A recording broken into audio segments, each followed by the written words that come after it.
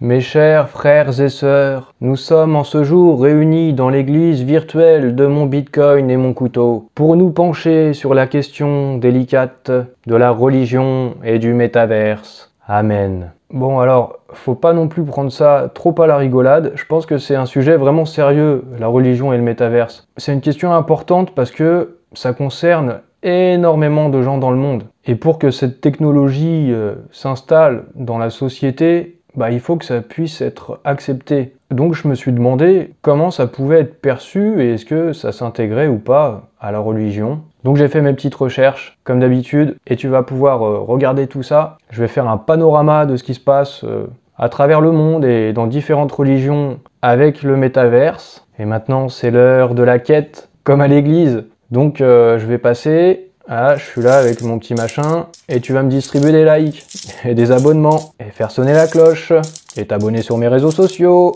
Voilà, c'est tout pour moi. Je te laisse regarder la suite. J'investis dans les cryptos, pour être riche dans le futur, paire de couilles dans le futal, ainsi soit-il, mon bitcoin et mon couteau.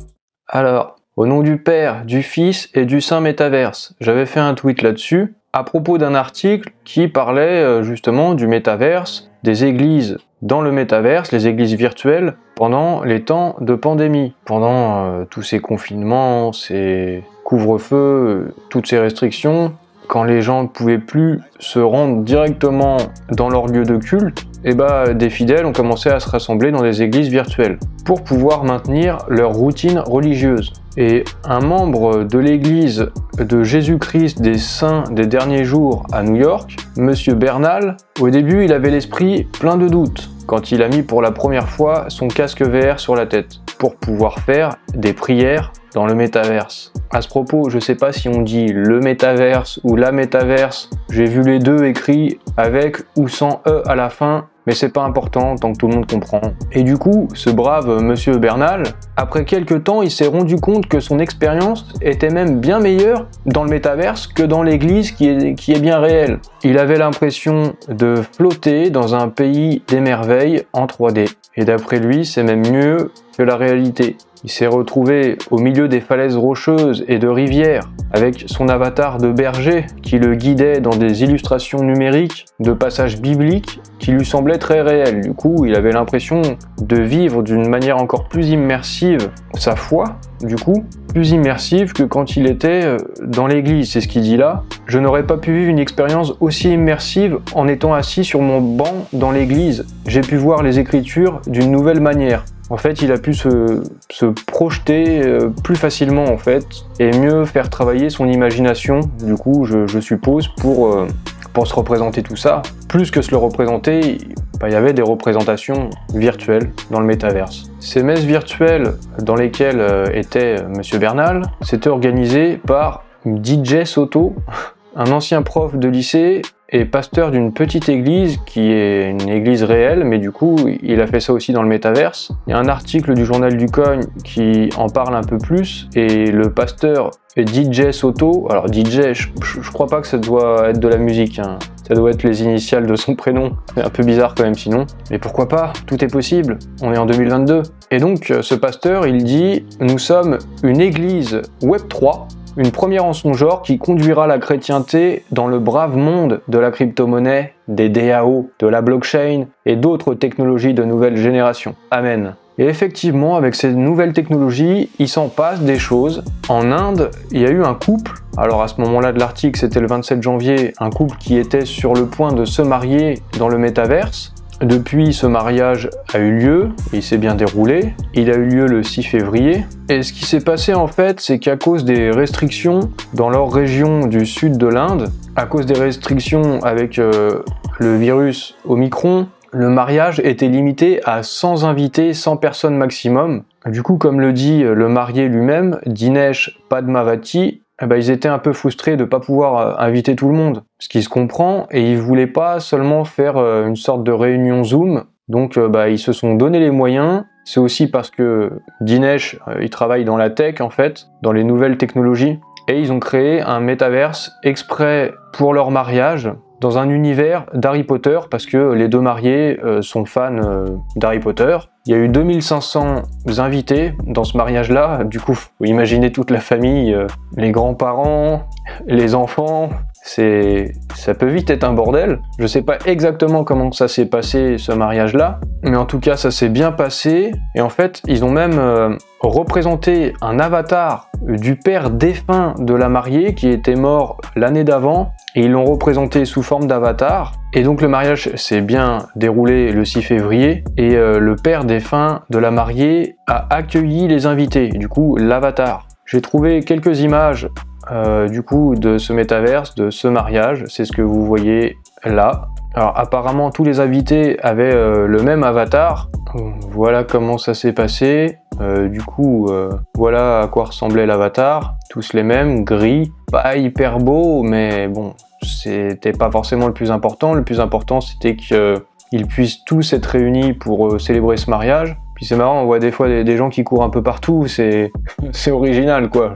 Je sais pas si les 2500 invités ont vraiment tous réussi à être réunis, parce que là on voit pas 2500 personnes. Et puis je sais pas si les grands-parents ont réussi à mettre le casque VR et aller vraiment dans ce métaverse. Mais bon, en tout cas, ils ont quand même réussi leur coup, et on a parlé, enfin leur mariage, et ça a fait parler de ça sur toute la planète. Mais il y en a eu d'autres, des mariages dans le métaverse. Il y en a eu un sur Decentraland qui a eu quelques jours avant, 2 jours avant en fait, le 4 février, et c'était le premier mariage dans le métaverse. Il s'agit d'un couple qui était déjà marié depuis 14 ans en fait, et ils ont voulu renouveler leurs vœux dans le métaverse. Et toujours pour rester dans le thème des mariages, en Inde, encore une fois, il y a un couple qui s'est marié. Alors cette fois, c'est pas en faisant la cérémonie dans un métaverse, mais c'est en scellant leurs vœux dans un smart contract sur la blockchain Ethereum, sous forme d'un NFT qui représente du coup la bague, avec un petit message qui est un extrait de leurs vœux de mariage. Et le prêtre numérique, Anup Paki, a créé le mint, il a minté le NFT du coup sur OpenSea et l'a transféré au couple, avec quand même des frais de transaction de 35 $. En fait, le marié, il a expliqué ses raisons, pourquoi est-ce qu'ils ont fait leur contrat de mariage, leur smart contrat de mariage.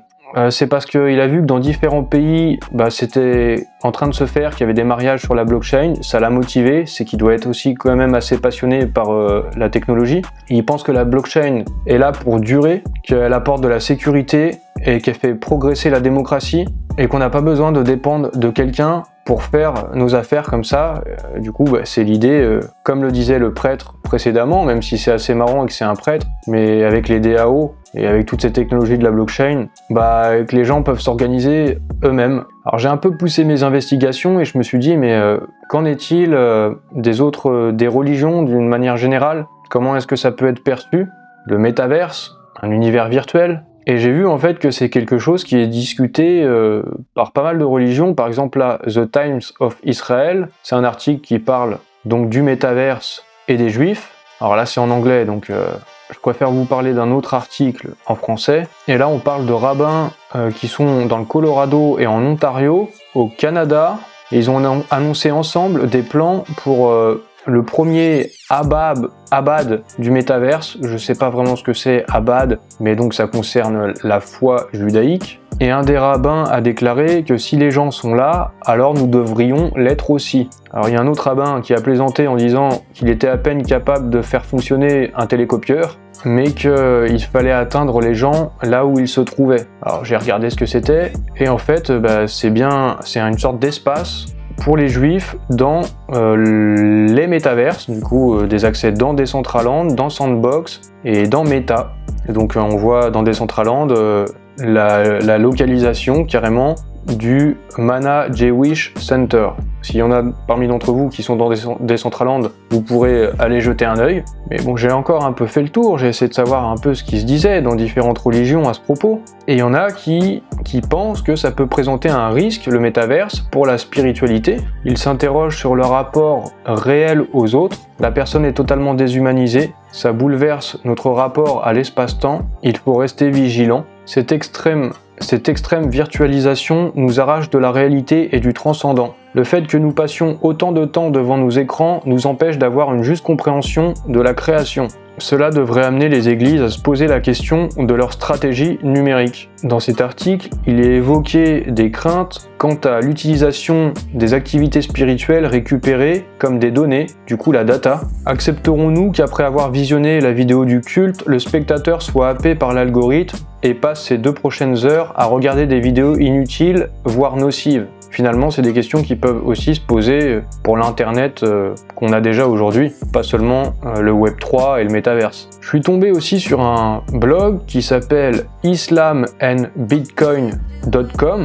Et en fait, il s'agit du blog d'un musulman qui est étudiant en sciences islamiques, il est aussi avocat et il est passionné par les crypto-monnaies, le Bitcoin en particulier. Du coup, tout ça n'est pas forcément contradictoire et j'ai juste lu les grandes lignes, mais c'est quelqu'un qui s'intéresse vraiment aux cryptos, qui a vraiment des connaissances là-dedans, qui s'interroge aussi au sujet du métaverse, qui a des craintes aussi que finalement on aboutisse à une sorte de... comme dans Matrix ou dans Ready Player One. Et finalement, on peut presque se demander est-ce qu'on n'est pas déjà dans un métaverse peut-être sans le savoir, ou dans une sorte de simulation qui serait tellement bien faite, qui sait. Bon, après j'ai pas tout lu, j'ai pas tout regardé, mais j'ai vu que même sur Reddit, des gens s'interrogeaient sur le métaverse et sur ce que ça pouvait impliquer, sur le rapport au réel, au vrai, au virtuel.